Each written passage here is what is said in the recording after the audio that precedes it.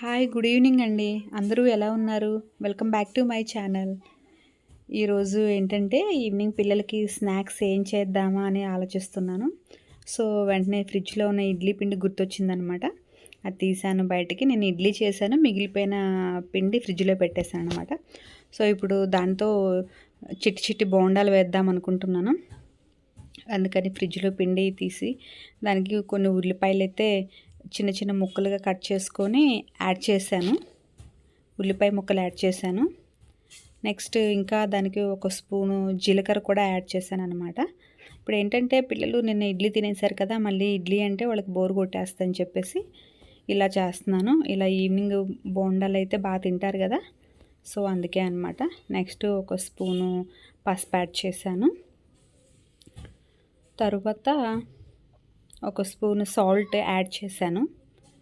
పచ్చిమిర్చి అయితే పిల్లలు తినరని అందుకని ఒక స్పూను కారం యాడ్ చేస్తున్నాను.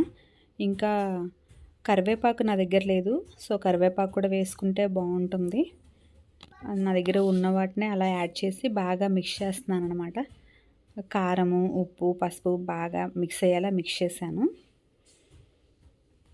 ఇలా రితుకైతే పిల్లలు ఈవినింగ్ ఇలా పెడితే తినేస్తారు కదా, సో అందుకని పిండి వేస్ట్ అవ్వకుండా ఉంటుందని చెప్పేసి ఇలా చేస్తున్నాను.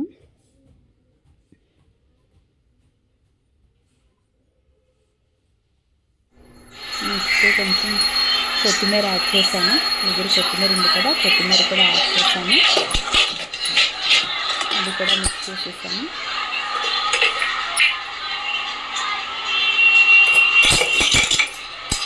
నెక్స్ట్ కొంచెం సోడా ఉప్పు యాడ్ చేశాను అనమాట. ఒకటి చూపిస్తున్నాను. నేను ఒక కప్పు మైదా పిండి యాడ్ చేశాను. అది నేను మీకు వీడియోలో చూపించలేదు.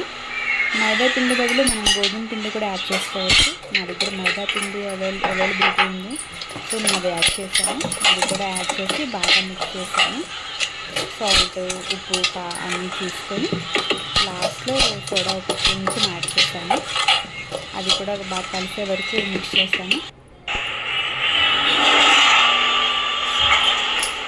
ఇలా యాడ్ చేసాను. ఒక 5 minutes పెట్టేసాను అన్నమాట. స్టవ్ మీద ఆయిల్ పెట్టాను. ఆయిల్ బాగా